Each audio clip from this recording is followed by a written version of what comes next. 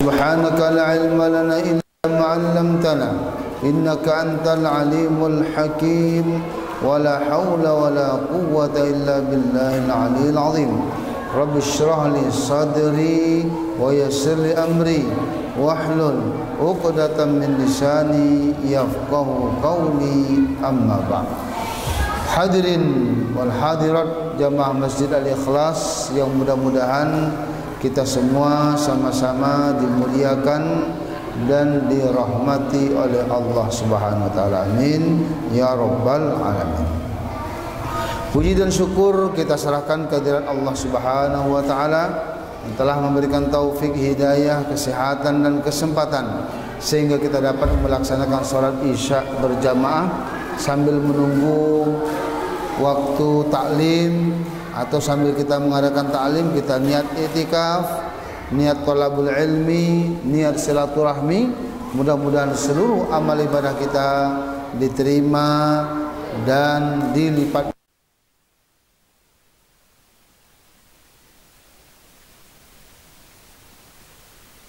tetap tercurah pada baginda Rasul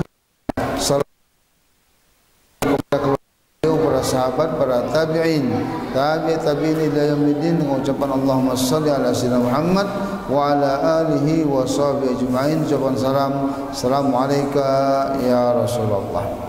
Baiklah, dalam kesempatan kali ini kita akan lanjutkan kajian tafsir kita surah Al-Baqarah, surah yang kedua, ayat yang ke-33 dan 34 yang kita baca tadi pada rakaat yang kedua, ya. Ayat ini menjelaskan, masih lagi menjelaskan tentang kisah Nabi Adam alaihi salam, yang mana sebelumnya sudah kita bahas tentang firman Allah kepada para malaikat. Allah ingin menjadikan seorang khalifah di muka bumi. Maka pada waktu itu malaikat bertanya kepada Allah, apakah akan dijadikan di muka bumi itu nanti orang yang berbuat kerusakan, orang yang berbuat peperangan, permusuhan, ya, sementara kami makhluk yang senantiasa memuji Engkau, memuliakan Engkau, ya. Artinya ada yang tersembunyi di situ. Kami lebih cocok untuk jadi khalifah. Kenapa harus manusia yang menjadi khalifah? Nah, maka Allah menjawab, sesungguhnya malaikat, kamu tidak usah khawatir, kamu tidak usah takut. Aku mengetahui apa yang kalian ketahui. Memang aku ajarkan ilmu, tapi tidak semua yang aku tahu aku ajarkan kepada kalian, ya. Ilmu Allah maha luas, ya. Nah,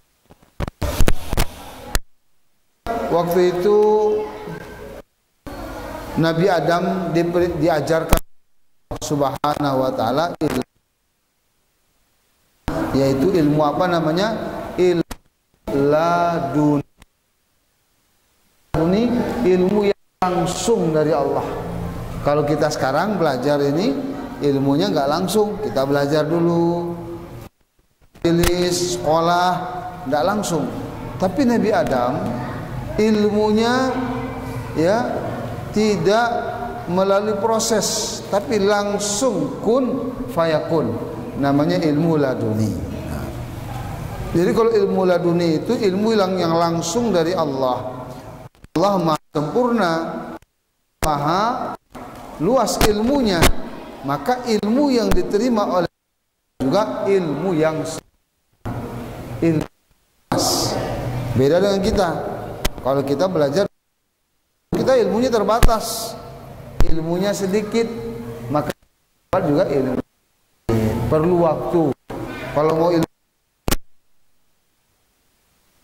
ya, itu Nabi Adam tidak perlu waktu. Daf'atan wahidah, kun fayakun. Maka disinilah kemuliaan dibanding malaikat, dibanding atau makhluk-makhluk yang lain, dengan ilmu pengetahuan. Inilah bekal sebagai khalifah. Inilah syarat seseorang baru menjadi khalifah kalau sudah punya ilmu pengetahuan. Pertanyaannya, apakah kita sudah punya ilmu atau belum? Ya. Maka kalau kita sudah punya ilmu, layaklah kita sebagai khalifah di muka bumi, terutama ilmu agama. Kenal Allah, makin dekat kita sama Allah, makin kenal Allah, ya, makin cinta kepada Allah, takut berbuat maksiat, takut berbuat kesalahan, berlomba-lomba berbuat kebaikan. Inilah yang dikatakan khalifah yang kenal Allah. Fa'lam annahu la ilaha illallah. Ketahuilah, pelajarilah bahwasanya tidak ada ilah, enggak ada lagi ilah Tuhan di alam semesta ini, bukan matahari yang ilah. Sebagaimana sesembahan orang Jepang, bukan sapi yang Tuhan. Sapi itu untuk dipotong, ya, kita makan. Bukan orang yang disalib yang Tuhan. Orang sudah mati dikatakan Tuhan, ya. Syarat Tuhan itu Al-Hayyu Al-Qayyum, yang maha hidup. Kalau mati tidak ada lagi, sudah lemah. Sementara Tuhan itu maha sempurna, maha kuasa, Al-Qayyum, yang selalu mengurus makhluknya. Kalau orang mati gimana mengurus lagi, ya? Maka tidak layak, ya, orang yang sudah mati dikatakan Tuhan atau anak Tuhan, ya. Nah, maka di sini kita perlu belajar tentang tauhid, belajar tentang ketuhanan, ya, supaya kita kenal siapa Rabb kita dan siapa kita sebenarnya. Inilah yang layak menjadi khalifah. Apalagi dia belajar tentang ilmu-ilmu berkaitan dengan dunia, bagaimana menanam tumbuh-tumbuhan subur, organik, mengandung vitamin, ayam-ayam yang organik umpamanya, kan? Ini lebih hebat lagi. Jadi bukan hanya untuk akhirat tapi untuk dunia juga. Inilah yang dikatakan sebagai khalifah di muka bumi, ya. Kemudian Allah Subhanahu wa taala memerintahkan kepada para malaikat, kalau kalian masih khawatir, coba buktikan, ya, apakah kalian memang layak jadi khalifah. Maka Allah perintahkan kepada malaikat, wahai malaikat, coba sebutkan nama-nama ini. Ini apa ini? Kalau orang berilmu pengetahuan dia tahu ini ilmu matematika, ini ilmu usul fikih, ini ilmu bahasa Arab, ini bahasa Inggris, ini masalah komputer, ini masalah pesawat, tahu. Itu tandanya orang berilmu. Maka ketika ditanya malaikat, ya, kalau memang kamu benar malaikat, coba buktikan, layak enggak kamu jadi khalifah. Maka ketika diapakan, dihamparkan, kalau kita di LCD kan gitu, ya, nama-nama satu, malaikat dengan segera tunduk dan taat kepada Allah dan mengakui kelemahannya, ya, tawadu. Qalu subhanak, maha suci engkau ya Allah, la ilma lana illa ma 'allamtana, kami enggak punya ilmu ya Allah kecuali apa yang kau ajarkan. Ini sifat tawadu yang dicintai oleh Allah. Disinilah kemuliaannya para malaikat. Mereka langsung tawadu di hadapan Allah. Berbeda dengan yang satu lagi. Siapa yang satu lagi? Iblis. Aba wastakbar, enggan dan menyombongkan diri. Nah, ini yang sudah kita bahas sebelum ini. Jadi malaikat mengakui dengan perkataan mereka, mereka tidak punya ilmu, mereka tidak mempunyai kekuatan, ya. Maka mereka merendahkan diri di hadapan Allah Subhanahu wa taala. Kemudian pada ayat yang selanjutnya yang akan kita bahas pada kesempatan kali ini, ayat yang ke-33 dan 34. A'udzu billahi minasyaitonir rajim. Bismillahirrahmanirrahim. Qala ya Adam أنبئهم بأسمائهم فلما أنبأهم بأسمائهم قال ألم أقل لكم إني أعلم غيب السماوات والأرض وأعلم ما تبدون وما كنتم تكتمون وإذ قلنا للملائكة اسجدوا لآدم فسجدوا إلا إبليس أبى واستكبر وكان من الكافرين صدق الله العظيم. Qala ya Adam, Allah berfirman. Jadi setelah malaikat mengaku, angkat tangan, ya, nggak bisa menjawab, maka dipersilakan kepada Nabi Adam untuk tampil ke podium. Pokoknya kalau kita acara kita gitu ya, malaikat jutaan para malaikat mungkin yang hadir, bangsa jin, setan, ya, kumpul semua, ya, manusia hanya baru satu orang waktu itu. Nah, maka Allah berkata, Qala ya Adam, Allah berfirman, wahai Adam, ambihum, ya, tampillah ke depan dan beritahukanlah kepada mereka para malaikat. Coba kamu sebutkan satu persatu nama-nama benda-benda ini. Bi asma'i haula, dengan nama-nama benda ini seluruhnya. Qala ya Adamu ambihum bi asma'ihim. Mohon maaf. Allah berfirman, wahai Adam, sebutkanlah, ya, nama-nama benda ini kepada para malaikat. Coba biar malaikat tahu. Falamma amba'ahum, maka tatkala Nabi Adam memberitahukan kepada mereka para malaikat nama-nama segala sesuatu, ilmu yang banyak, qol, para malaikat kagum, para malaikat kaget, loh, subhanallah, ini memang cocok jadi khalifah. Ya, seperti kita lah tampil kandidat presiden umpamanya, membahas masalah ekonomi, membahas masalah politik, membahas luar biasa, ya, dengan detail. Tentu kita bangga, wah ini presiden yang cocok untuk Indonesia.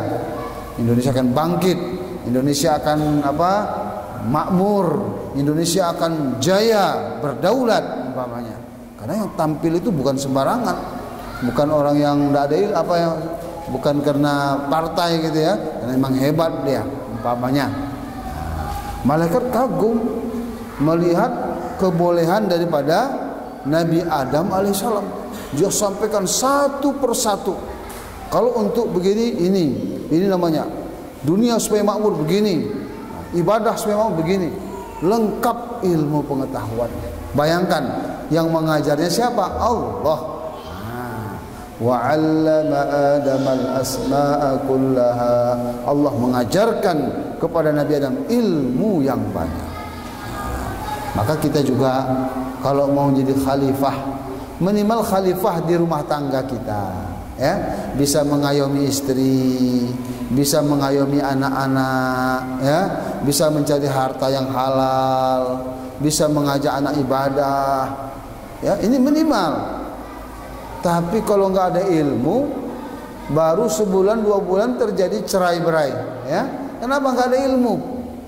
Nggak tahu, ya, gimana keadaan istri, gimana perasaan istri, gimana keadaan mertua, nggak tahu, ya. Nah, ini tentu, ya, tidak layak menjadi khalifah untuk level keluarga. Makanya baru nikah sebulan 2 bulan udah broken home kata orang, ya. Nah, kadang sudah punya anak, kadang sudah punya cucu, cerai juga. Ini berarti nggak mempunyai ilmu yang banyak, ya, nggak ada persiapan. Jadi perlu kita, begitu juga dalam usaha, begitu juga dalam membuat satu yayasan, ya, satu kegiatan masyarakat, ya perlu ilmu pengetahuan. Seperti Umar bin Abdul Aziz, ya, beliau di samping ilmu agamanya kuat, tamatan pesantren, seorang yang hafiz, seorang yang muhaddis, mufassir, ya, diangkat jadi khalifah. Tidak ada satu kampung pun orang yang meminta-minta. Bayangkan itu. Semua gubernur-gubernur melapor, Pak Presiden, Pak Khalifah, ini di daerah kami,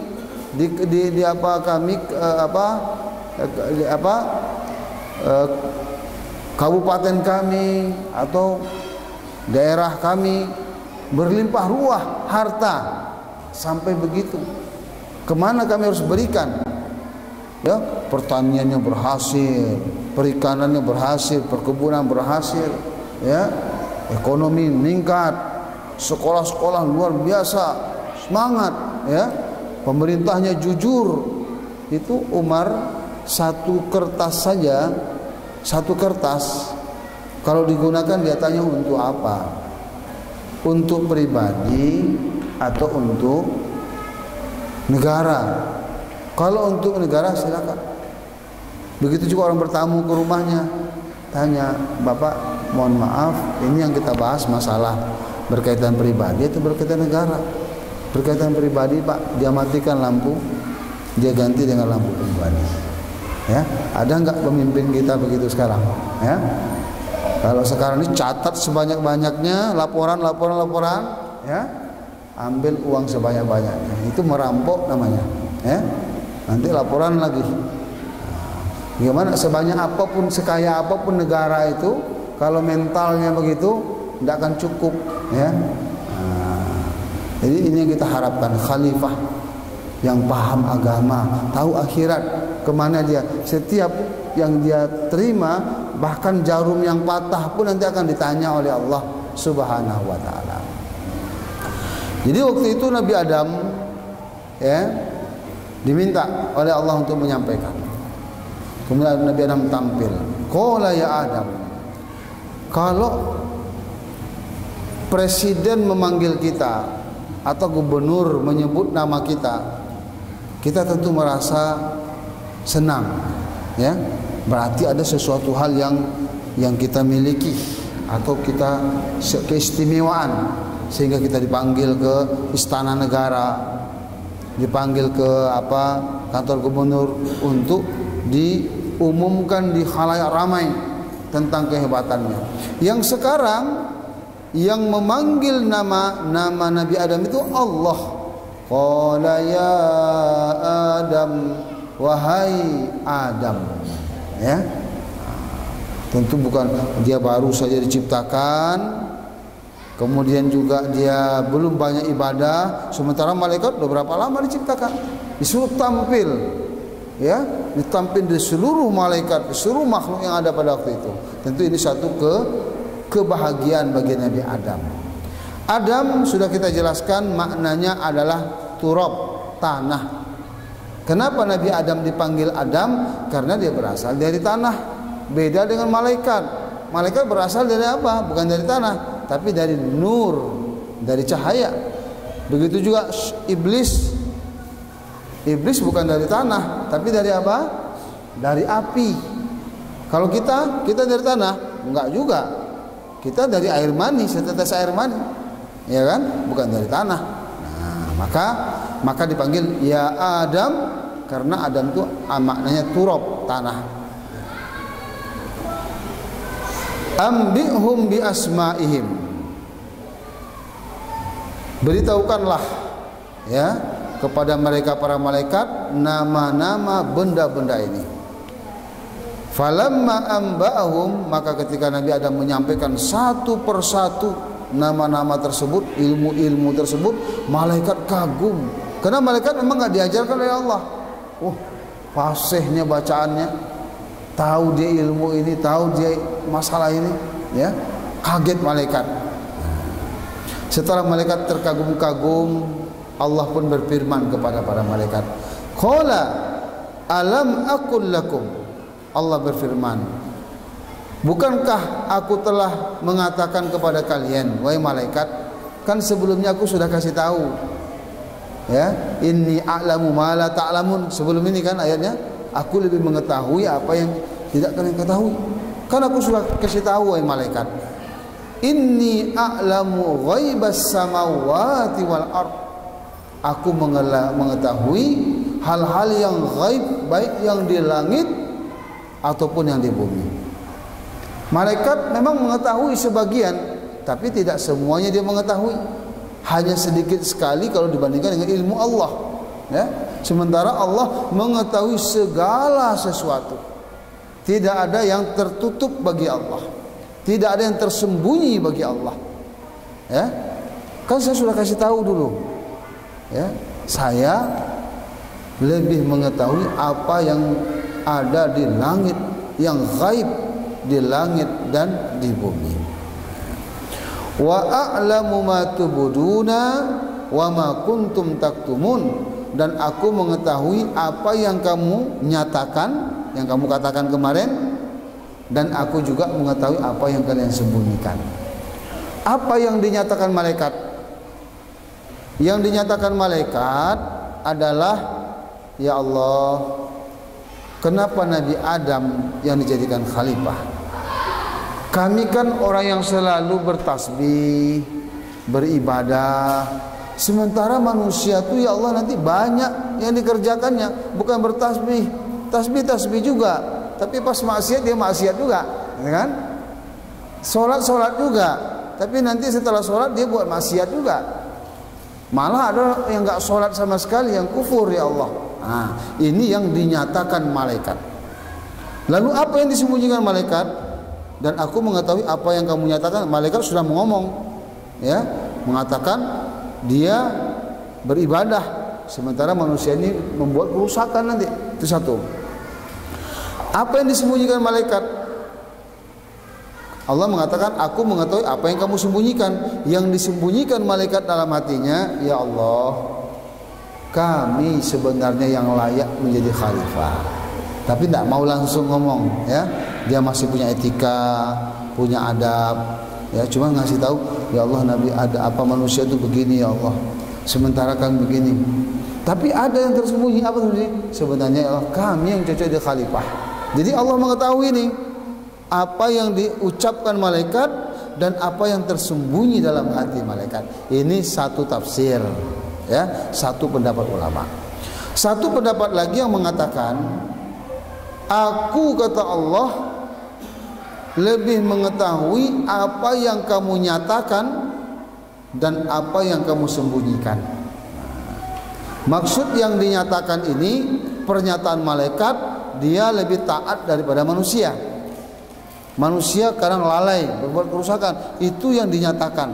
Adapun yang disembunyikan di sini, menurut ulama tafsir, adalah yang disembunyikan iblis ketika mendengar firman Allah, inni ja'ilum fil ardi khalifah.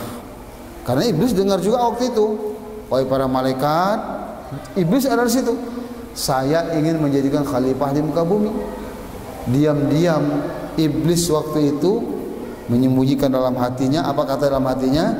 Kalaulah nanti benar jadi manusia diciptakan Allah sebagai khalifah, sayalah yang akan memusuhinya, sayalah yang akan menggagalkannya sebagai khalifah. Akan saya jerumuskan dia menjadi orang yang hina, akan saya rayu dia menjadi makhluk yang terkutuk. Itu yang tersembunyi dalam hati iblis. Dia nggak mau cerita, cuma disimpan. Ini kok begini ceritanya?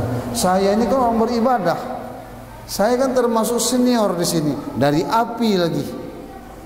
Kenapa tiba-tiba yang menjadi khalifah kok manusia? Ini nggak setuju saya. Timbul kedengkian, ya, timbul kebencian, hasad dalam hati iblis. Inilah yang maksud wa a'lamu ma tubuduna wa ma kuntum taktumun. Aku mengetahui, wahai malaikat, apa yang kalian sampaikan ini. Malaikat kan jujur saja. Memang malaikat memang pernah dapat informasi bahwa saya manusia tuh hatinya tuh suka ikut hawa nafsu, ya kadang taat juga, tapi satu saat dia kadang dikalahkan oleh hawa nafsunya juga, ya.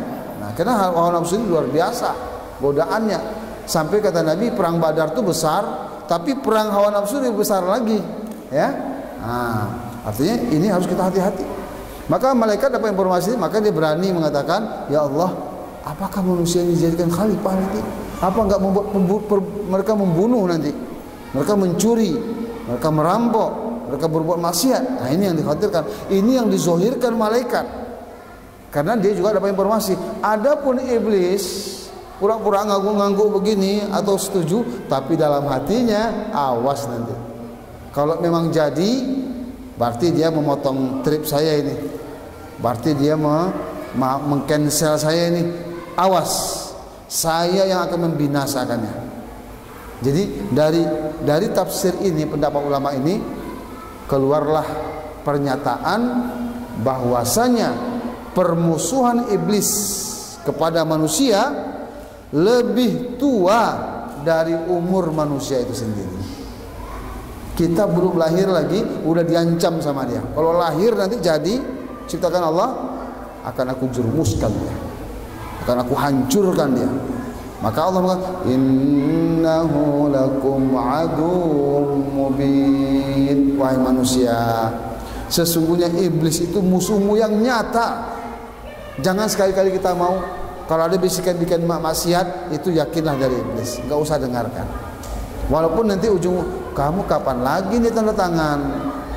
Mumpung kamu pejabat sekarang, tanda tangan, ya, aji mumpung, gitu kan? Nah, ini bisikan setan. Akhirnya tanda tangan juga karena hawa nafsu dan sebagainya, ya. Maka jangan sampai kita terjerumus. Cukuplah satu kali Nabi Adam yang digelincirkan oleh iblis, setelah itu nggak pernah digelincirkan lagi, ya. Begitu juga kita di pelajaran, jangan terus kita dibonyok, besok dihantam lagi, ibadah lagi dihantam lagi. Kapan kita mau menang, gitu ya? Nah, maunya kita menang mutlak, di KO kan langsung sampai kita meninggal dunia, tidak ada lagi iblis mengganggu kita. Baik. Wa idz qulna lil malaikah, dan ingatlah ketika kami berkata kepada para malaikat, ya, Allah menyuruh kita mengingat satu peristiwa yang sangat penting, peristiwa yang sangat besar yang menjadi pelajaran bagi kita, bahwasanya malaikat itu makhluk yang benar-benar taat kepada Allah. Jangan sampai ada dalam hati kita, malaikat aja protes sama Allah, malaikat aja tidak patuh. Jangan sampai demikian. Malaikat itu makhluk yang sangat mulia, tidak pernah menentang Allah, tidak pernah berbuat apa yang diperintahkan Allah dia lakukan. Nah, begitu juga lah seharusnya kita. Kita ini kan makhluk yang lebih mulia sebenarnya daripada malaikat. Buktinya, ini nanti nih, seluruh malaikat disuruh sujud kepada Nabi Adam. Ini peristiwa yang penting. Dan ingatlah ketika kami berkata kepada para malaikat, usjudu li Adam. Karena malaikat sudah mengakui, kami angkat tangan ya Allah, tidak ada ilmu kami ya Allah, dan melihat tentang kehebatan Nabi Adam alaihissalam dengan ilmu pengetahuan. Maka ketika Allah memerintahkan usjudu li Adam, wahai malaikat, sujudlah kalian kepada Nabi Adam. Disebut malaikat di sini termasuk iblis juga sebenarnya, karena iblis kan hadir di situ. Cuma karena terlalu banyak di situ malaikat, disuruh wahai malaikat sujudlah. Termasuk iblis sebenarnya disuruh sujud oleh Allah Subhanahu wa taala. Nah, lalu apa yang dilakukan malaikat? Fasajadu, maka mereka pun sujud seluruhnya. Tidak ada komen, tidak ada protes. Kalau tadi mengakui kehebatan Nabi Adam dengan perkataan mereka, ya, qalu subhanak la ilma lana. Bukti ketaatan mereka dibuktikan oleh perkataan mereka. Kalau sekarang Bukti ketaatan mereka bukan dengan perkataan, dengan perbuatan. Sujud mereka kepada Nabi Adam. Ya, karena mereka bukan melihat Nabi Adamnya, tapi mereka melihat siapa yang memerintahkannya. Sementara iblis yang dia lihat dirinya, ya, yang dia lihat Nabi Adam, tidak melihat siapa yang memerintahkan. Masa saya sujud kepada Nabi Adam? Ada-ada saja ini. Nah, apa-apaan ini, gitu ya. Nah, nanti kita lihat. Disinilah kelihatan betapa mulianya para malaikat, betapa tawaduknya. Kalau kita makin tawaduk kepada Allah, maka makin tinggi makam kita. Tapi kalau kita menyombongkan depan Allah, tidak ada nilainya. Ya, dikeluarkan dari surga, orang dalam surga saja dikeluarkan kalau sombong. Apalagi kita ini belum masuk surga lagi sombong, ya. Ya ditutup rapat pintu surga, nanti nggak bisa masuk. Nah, jadi kita benar-benar merendahkan diri kepada Allah. Ya Allah, saya ini tidak ada ilmu, ya Allah. Saya ini bodoh, ya Allah, Engkau mau mengatakan. Ya, harus gitu. Walaupun kita ada ilmu. Ya Allah, saya ini miskin, ya Allah, saya ini fakir, ya Allah. Walaupun kita punya harta, kalau di hadapan Allah kita nyatakan tidak ada sama sekali. Ya, itu makin tinggi, ya, nilai ibadah kita kepada Allah Subhanahu wa taala.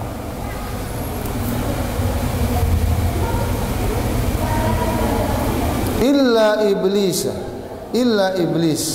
kecuali iblis, semuanya sujud kecuali satu yang enggak mau sujud, iblis. Ya. Kenapa iblis enggak mau sujud? Aba wastakbar, enggan, ego, ya, wastakbar, dan menyombongkan diri. Ya. Kalau aba, enggan, merasa, ya, lebih baik, merasa berat. Wastakbar, menyombongkan diri, merasa lebih besar. Ya. Nah, kalau ujub itu dalam hati, dalam ujub, wah, kayaknya saya yang paling alim di kampung ini. Itu ujub. Hanya dalam hati, kayaknya saya yang paling taat beribadah, ya kan? Nah, itu ujub. Tapi kalau dia nyatakan, keluar kata-katanya mengatakan, wah, tidak ada di sini, ini nggak ada, saya yang paling baik di sini. Seperti apa kata-kata Firaun, ana rabbukumul a'la, saya Tuhan yang tinggi. Nah, ini sudah menyombongkan diri. Saya lebih baik dari sebulan, itu sudah menyombongkan. Tapi kalau masih dalam hati, itu ujub. Itu pun sudah berdosa, nggak boleh, ya, apalagi sampai keluar dalam perkataan. Jadi iblis, kenapa dia menyombongkan diri? Di ayat yang lain dikatakan ketika tanya Allah, ya iblis, kenapa kamu gak mau sujud? Saya lebih baik dari Nabi Adam. Ini sombong ini. Dia diciptakan dari tanah, saya dari api. Sebenarnya kalau kita tanya, mana lebih baik tanah daripada api? Apa benar api lebih baik daripada tanah? Tanah menyumburkan, mengeluarkan tumbuh-tumbuhan, ya kan?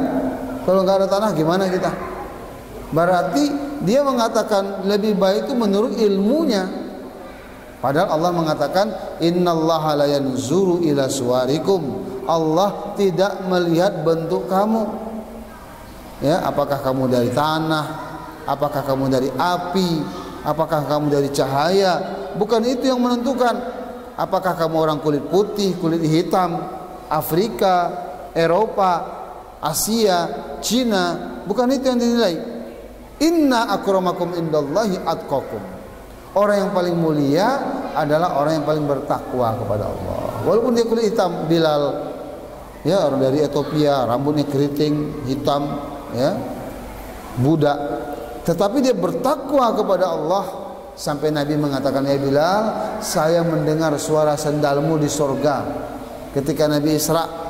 Ya, ini satu kemuliaan. Sendalnya itu sampai ke sana. Jadi kalau kita nanti pulang keluar dari masjid, hilang sendal kita, nggak usah sedih, ya. Barangkali sendal kita udah ke surga, ya. Baik. Wa kana minal kafirin, dan adalah iblis itu menurut ilmu Allah ya, yang Maha mengetahui adalah orang yang kafir, ingkar. Siapa kafir kemarin? Andartahum am lam tunzirum la yu'minun. Engkau beri peringatan ataupun tidak diberi, sama saja, karena hatinya sudah ditutup oleh Allah. Kayak Fir'aun, kayak Abu Lahab, ya, nah, kayak Abu Jahal. Jangan kita sampai hati kita keras, ya. Kalau bisa hati kita itu lembut, menerima kebaikan langsung berubah, menerima kebaikan langsung respon, gitu ya. Tapi kalau keras, meninggi, nah ini yang makin lama makin keras hati tadi. Summa qasat qulubuhum, kemudian hati mereka tuh makin hari makin keras. Kalau keras, ibadahnya nggak mau lagi. Pak, ucapkan la ilaha illallah, nggak mau. Nah, itu udah bahaya sudah, ya. Keras hatinya. Di sini sujud, apakah sujud di sini seperti kita sujud sholat? Ya, makna sujud di sini, sujud bukan sujud ibadah. Kalau sujud ibadah itu hanya kepada Allah. Tetapi sujud di sini sujud penghormatan kepada Nabi Adam, bukan sujud ibadah. Cuman caranya bagaimana? Di sini ulama berbeda. Ada yang mengatakan mengangkat tangan, ada yang mengatakan seperti ruku, ada yang mengatakan seperti sujud. Ya, pertanyaannya, boleh nggak kita sujud mengarah kepada Nabi Adam? Kalau memang Allah memerintahkan, boleh. Seperti kita sekarang, kiblat kita kemana? Kiblat kita ke Ka'bah. Apakah Ka'bah itu yang kita sembah? Bukan. Yang kita sembah Allah. Cuman Allah memerintahkan ketika kita sholat mengarah kepada kiblat, yaitu Ka'bah. Nah, bukan berarti Ka'bah itu yang kita sembah. Sujud ibadah hanya kepada Allah, atau beribadah hanya kepada Allah. La ilaha illallah. Tidak ada yang berhak disembah kecuali hanya Allah, bukan Ka'bah. Cuman kenapa kita menghadap Ka'bah? Karena Allah, fawalli wajhaka syatral masjidil haram, maka palingkanlah, hadapkanlah mukamu ke Masjidil Haram, ke Ka'bah. Nah, bukan berarti kita menyembah. Begitu juga ketika Allah memerintahkan sujud kepada Nabi Adam, bukan berarti sujud beribadah kepada Nabi Adam, tapi hanya menghormati Nabi Adam. Ibadah kita hanya kepada Allah Subhanahu wa ta'ala. Baik, ini mungkin pembahasan kita 2 ayat pada kesempatan kali ini, masih lagi berkaitan dengan kisah Nabi Adam alaihissalam, ya, supaya kita tahu bagaimana kakek kita dahulu, nenek moyang kita dahulu. Bukan kita dari monyet, kita ini dari manusia, makhluk yang paling mulia, bahkan lebih mulia daripada malaikat. Ini Jibril termasuk sujud kepada Nabi Adam alaihissalam.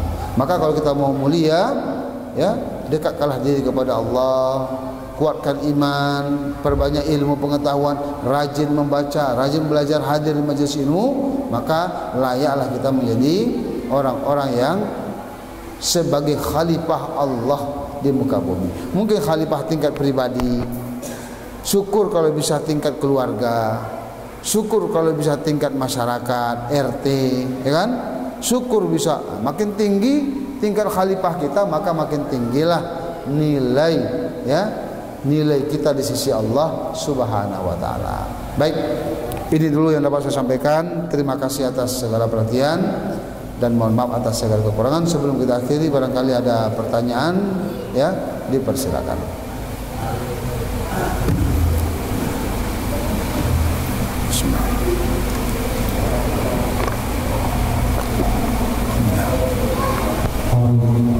Ya, silakan Pak. Yang pertama, apa hukumnya jika kita seorang mendengarkan kata-kata dalam momen tidak Allah menggunakan istilah tanpa menyebut kepala? Ya, ipar adalah bukan termasuk mahram kita, ya, ipar. Bahkan dalam hadis disebutkan iparmu itu adalah racunmu. Artinya apa? Bukan berarti menuduh ipar itu tidak baik, gitu ya. Ipar itu sangat berbahaya. ya bagimu. Kalau kamu nggak hati-hati,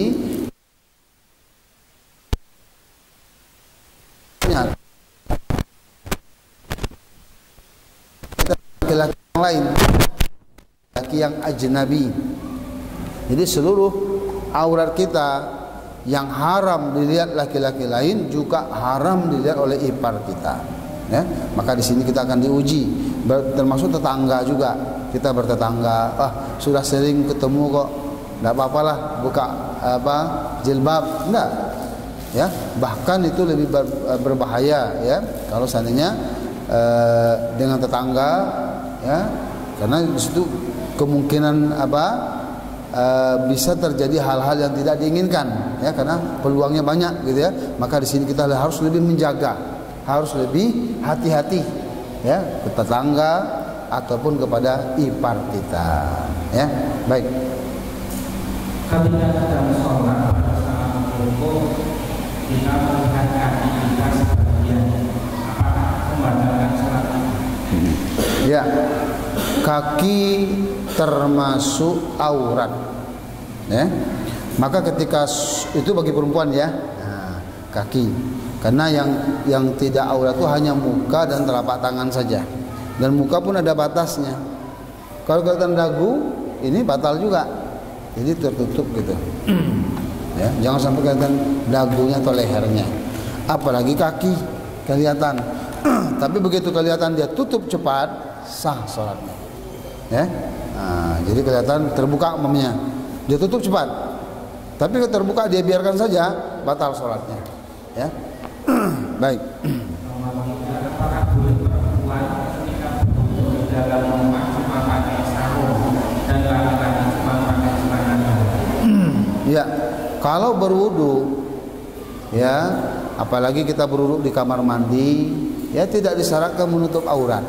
Ya, yang menutup aurat itu apabila kita di luar kelihatan yang bukan mahram, katakanlah ipar tadi, ya kan, atau tamu.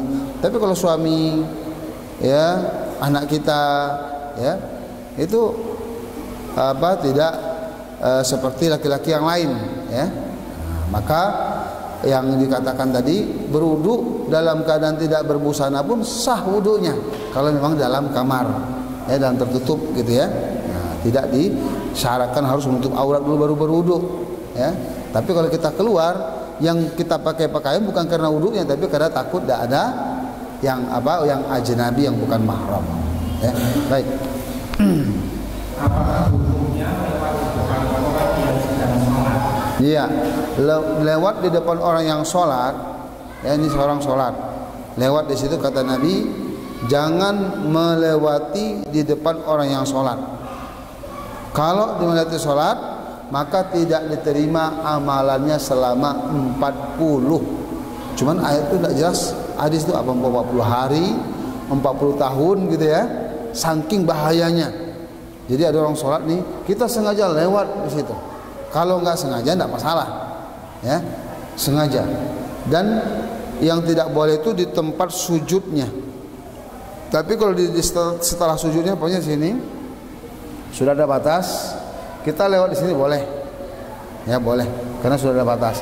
Yang tidak boleh itu lewat yang di batas tempat dia sujud. Dan kita boleh menahan begini. Begitu dia lewat, kita tahan. Boleh. Kemudian waktu kita tahan, kita pukul, meninggal dunia, tidak wajib qisas. Ya. Seperti Nabi Musa, ada Nabi Musa orang Bani Israel sama pengikut Firaun kelahi. Maka Nabi Musa maksudnya mendamaikan. Dia tolak itu yang pengikut Firaun. Dia tolak, udah jangan lanjutkan. Begitu dia tolak sedikit, meninggal, ya. Begitu kekuatan Nabi Musa, dia baru menolak begini saja, meninggal. Nah, berarti kan nggak sengaja gitu ya.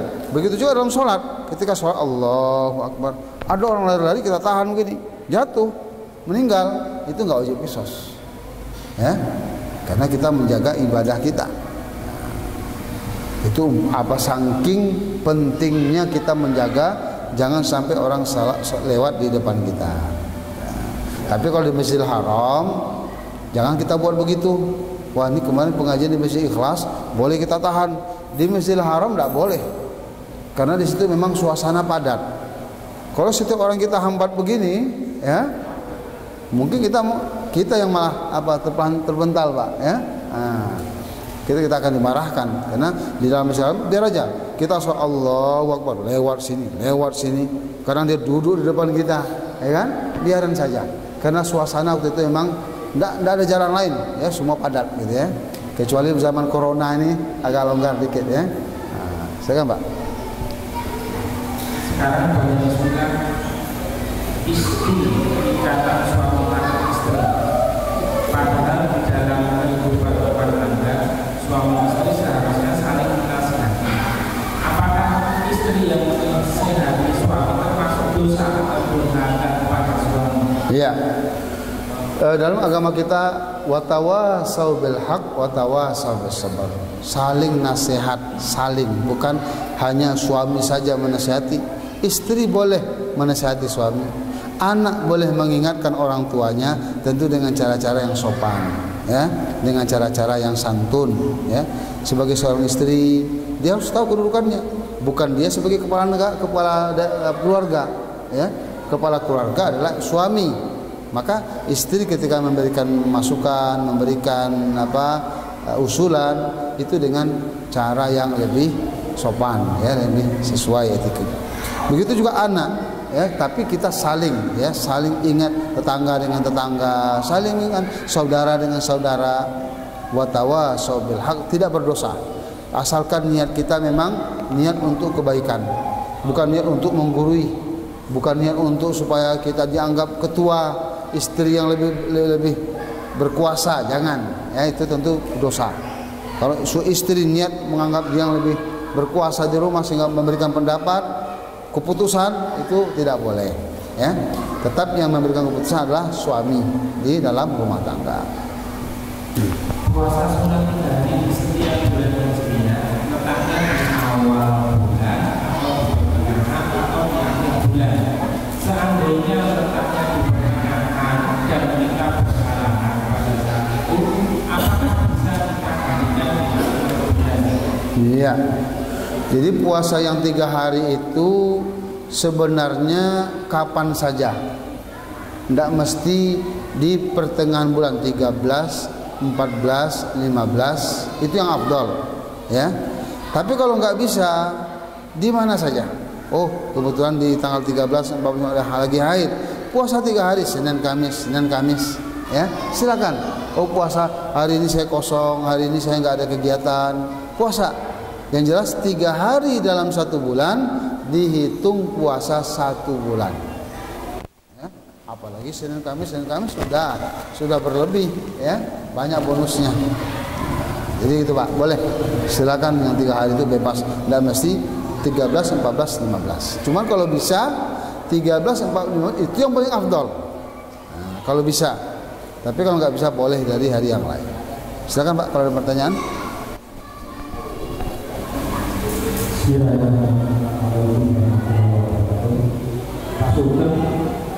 Itu tadi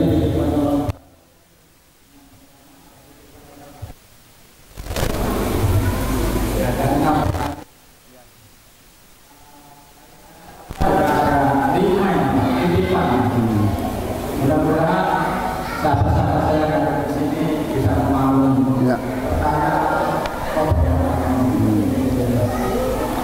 Ada nanti ada 4 pertanyaan saja. Yang pertama masih berkenaan dengan sholat.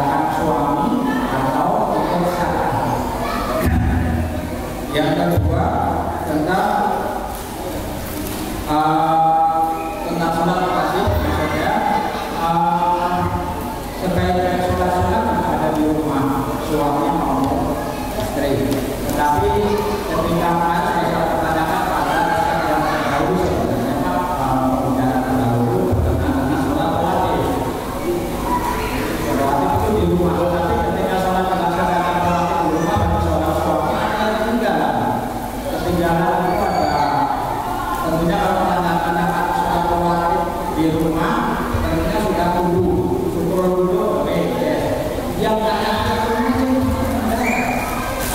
penjelasan tadi kaitannya sholat sunnah rawatib dan tahiyatul masjid. Yang ketiga,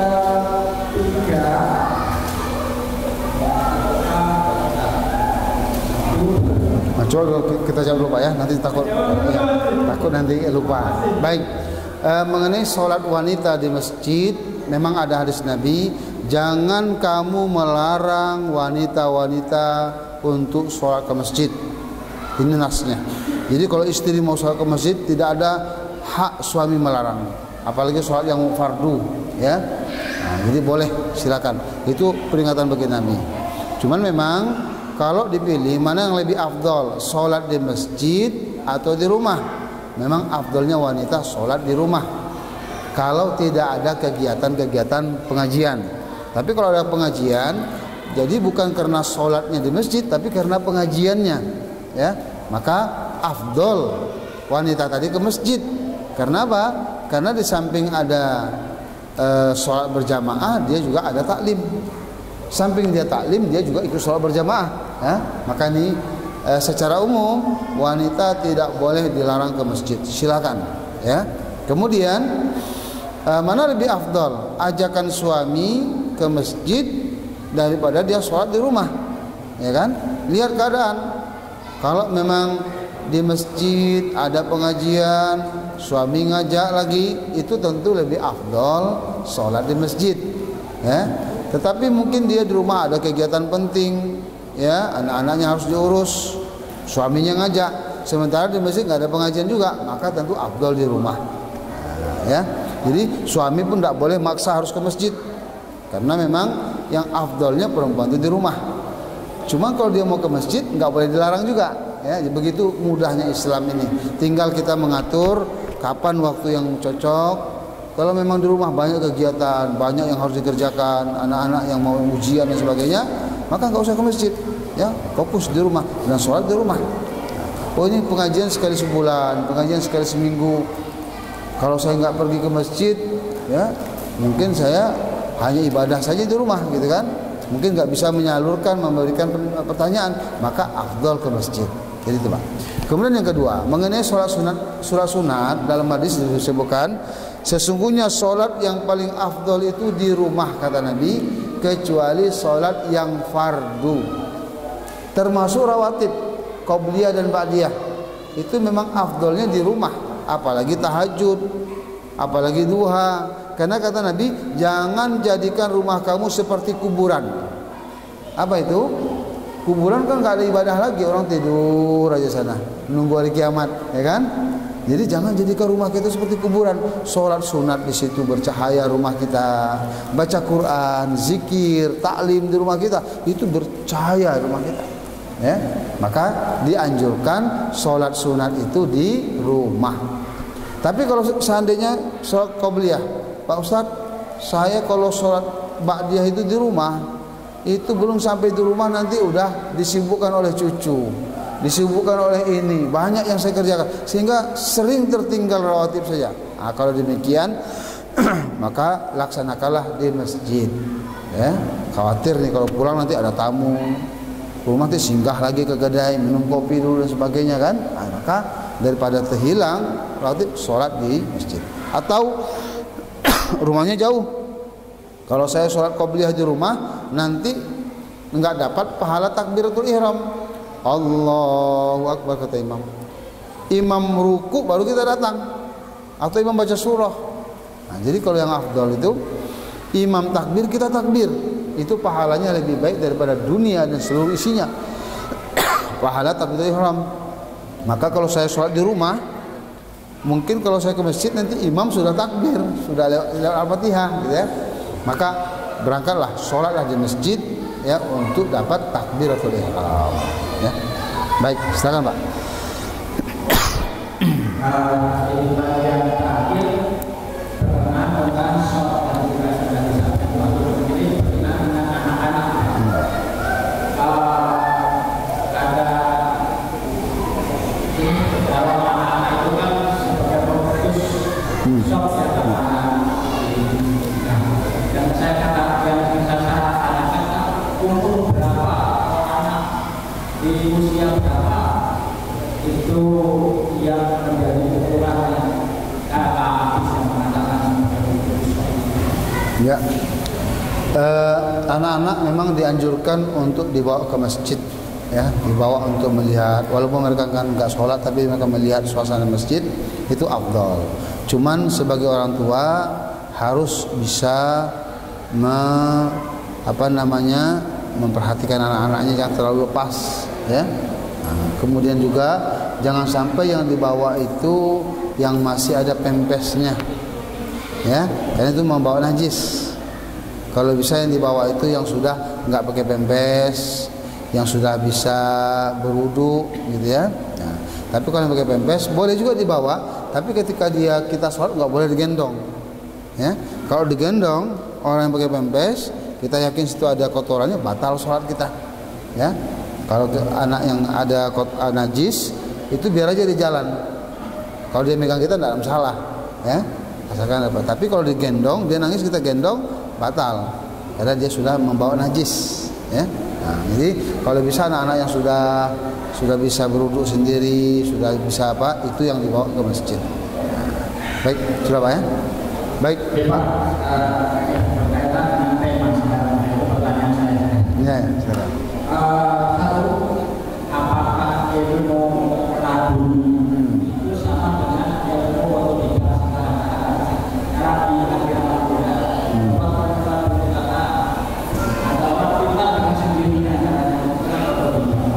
kemudian yang kedua saya tidak tahu bagaimana asalnya. Saya dulu itu dapat informasi bahwa Nabi Adam, karena temanya dari kejayaan Nabi Adam itu dilahirkan di surga. Kemudian ada dosa,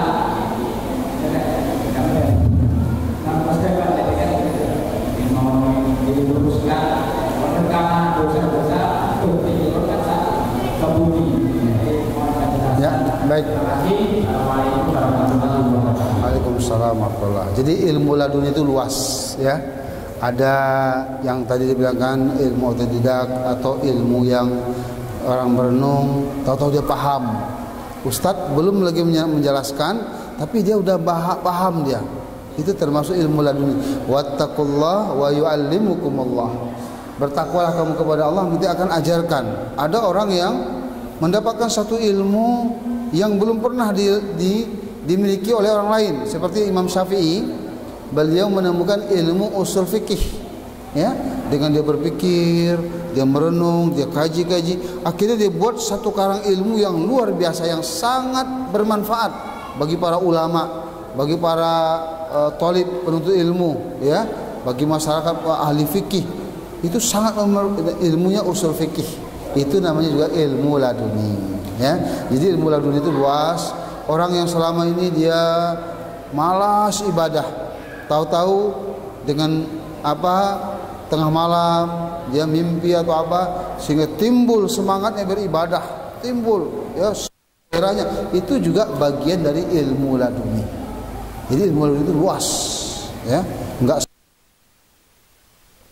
biasanya kalau kita mengamal dapat lagi tanpa guru, itu juga ilmu laduni, ya. Jadi ilmu laduni itu kita harapkan juga, bukan para nabi saja, bukan Nabi Adam saja. Satu saat nanti kita mengharapkan sekali, ya. Kalau bisa dapat ilmu laduni itu, kita dapat, itu tanda kemuliaan seseorang.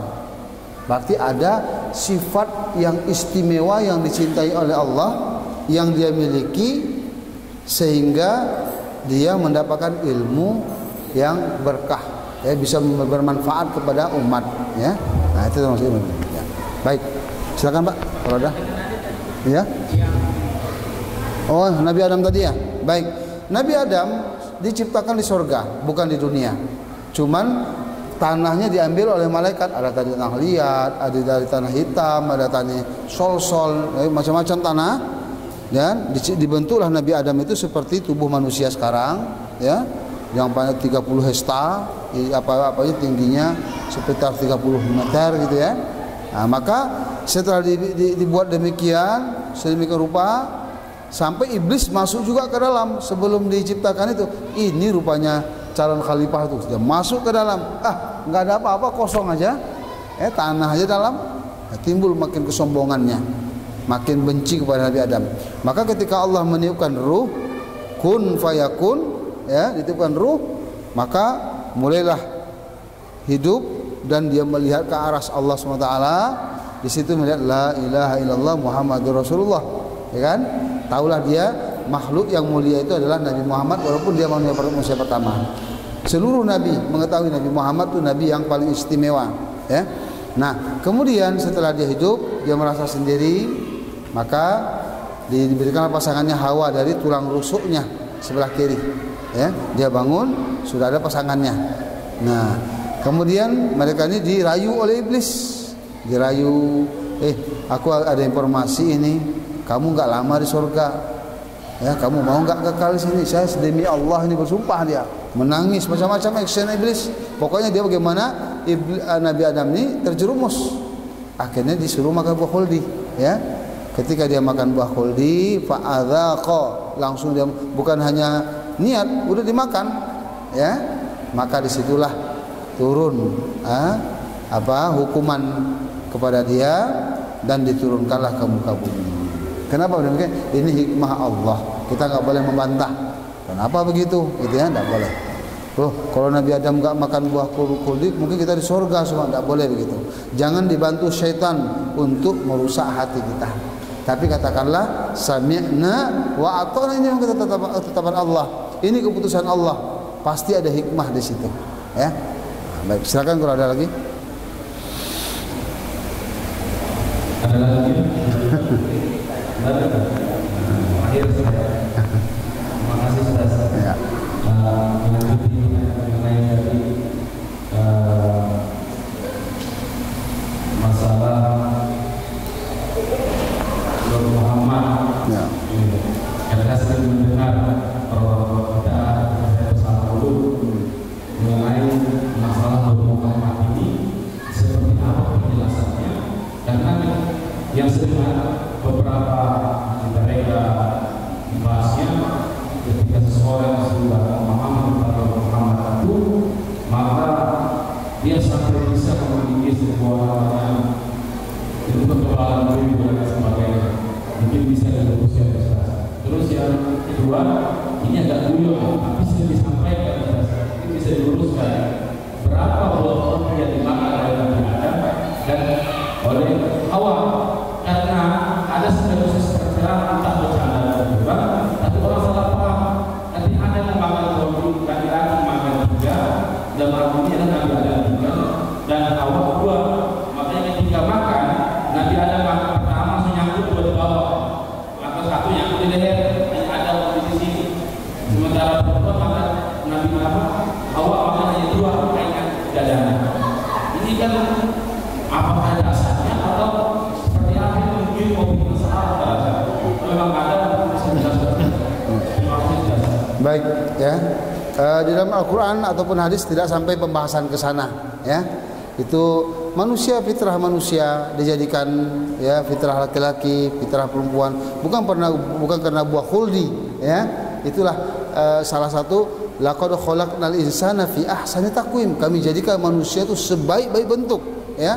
Nah, ini beda dengan makhluk-makhluk yang lain, ya. Mempunyai akal yang luar biasa, yang mempunyai kapasitas ilmu, bisa, itu yang luar biasa kalau manusia mau menggunakan, ya, ilmunya, akalnya, pasti manusia makin mulia, ya. Adapun pembahasan itu adalah itu termasuk mungkin bagian daripada Israiliyat. Apa itu Israiliyat? Berita-berita bohong, ya, yang dikeluarkan oleh orang Israel. Nabi Muhammad itu dibawa oleh burak yang berkepala perempuan umpamanya, bersayap. Itu jelas sengaja mereka ingin menghina umat Islam, ya. Begitu juga Al-Qur'an, ya, menceritakan masalah kejadian Nabi Adam, maka mereka selewengkan, ya. Kejadian Nabi Isa, mereka selewengkan. Nabi Isa manusia biasa, ya. Seperti kejadian Nabi Adam juga. Lalu kenapa mereka jadikan Nabi Isa sebagai Tuhan, gitu ya? Nah, ini yang membuat mereka itu tersesat, ya. karena mereka menggunakan hawa nafsu mereka, pikiran mereka. Sementara kita berdasarkan Al-Quran dan Sunnah dan ulama-ulama kita. Jadi jangan kita termakan. Kalau itu tidak ada dalam Al-Quran, itu hanya dibuat-buat khurafat namanya, ya, hal-hal yang khurafat. Adapun Nur Muhammad ini memang ada perbedaan pendapat ulama, ya.